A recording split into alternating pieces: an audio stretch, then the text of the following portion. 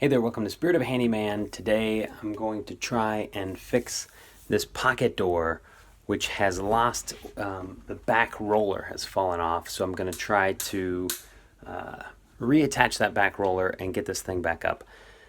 I was really hoping that I didn't, like you can just reach in there and do it, but based on a couple of their videos I've seen on YouTube, it looks like I have to remove this trim in order to access this panel up here and then access the top of the door. So we're gonna see how that works. He's got the spirit of a handyman,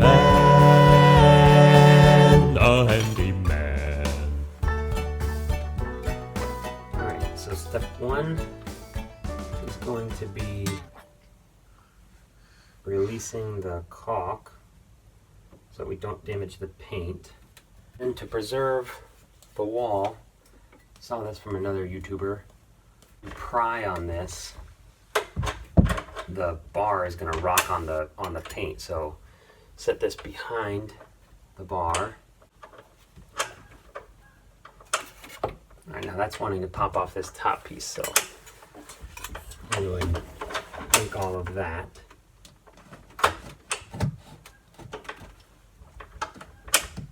Wasn't caulked along the top. Awesome. My goal when I was pulling this trim off was to preserve the wood as much as possible, of course, but then also to preserve the nails. So if I could pull this thing straight off, that means I would be able to push it all straight back on, and I wouldn't have to re-nail it with an air nailer and then have to repaint over all of the heads of those nails and such. And I think it worked out pretty well. All right, this is 100% what I did not want to have happen. Gratefully, it's in a closet behind a bookshelf, and I can think that it can be repaired. But I cut along that section with my knife. I scored it here where the caulk meets the wall. But not all the way through. It just made a line, but didn't break it. So this caulk started to bring the drywall paper with it. And that's what caused that. Whereas this side worked out really well. Broke the line, and that just peeled up just like it should have. Alright, so after removing this head trim piece, went ahead and removed this piece at the very top of the door. And that gives me access to then remove this. So I'm just going to loosen this, and that will get this door free, which I hope will actually be able to come out. I'm not quite sure about that. And then we can fish around and try to reattach it. All right, so I got this wheel detached, and now this one is missing its little wheel friend. Somehow it's come undone. So I'm gonna see if I can just pop this door out of here. Which I can.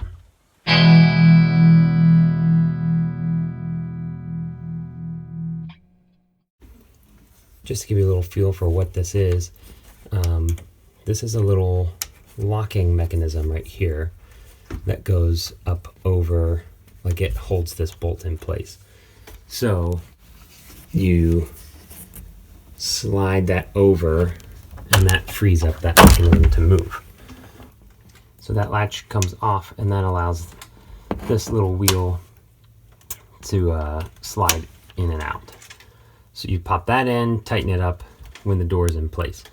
So first I need to find this top part, which is somewhere up here.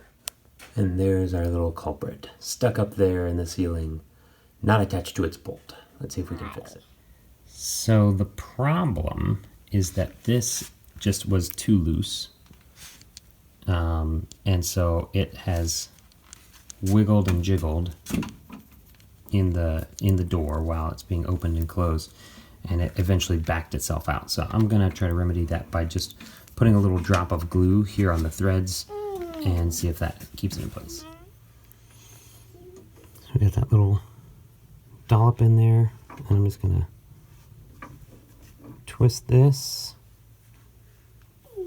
Handyman. Make sure it's set at the same depth as this other guy.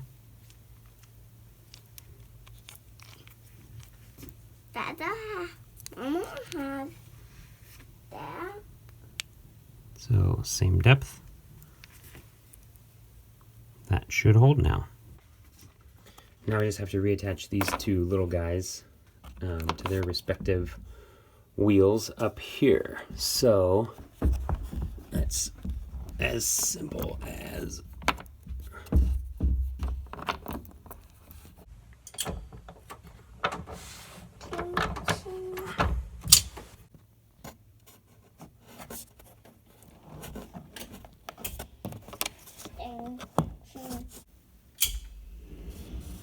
Alright, so now that we have those locked back in place, the door opens and closes evenly. Now all we have to do is rehang all of this trim and the job is done. Initially I was going to pull out all these little staples or nails, but then I got to thinking, what if I can just push this piece back in and then I don't have to caulk and paint this piece of wood again. And so I lined up, got them all straight and lined it up and just put them back in their original holes. And I think that is going to work. Like this one, this blue one. With the exception of this gap right here, Like this that worked out pretty well. Like this. So got the door back on its wheels. It opens and closes evenly now. The only thing I have to do is go through with a little bit of caulk and just finish up that seam. But otherwise, this door is good to go. Total length of time for this project was 70 minutes. By the time I do the caulk, we'll call it 80 minutes. Cost was negligible because the little door was already there. So that is just a little, that's how I did it. And hopefully that empowers the handyman, the DIYer, the fixer-upper inside of you to get out there and do it yourself. I have never done this before, but after watching a YouTube video or two and just kind of taking a stab at it, was able to get it done. Hope this empowers you to get it done as well. Hey, comment down below on any tips or tricks you have on how to make this project work better. And then click subscribe for more updates from Spirit of a Handyman. He's got the spirit of a handyman.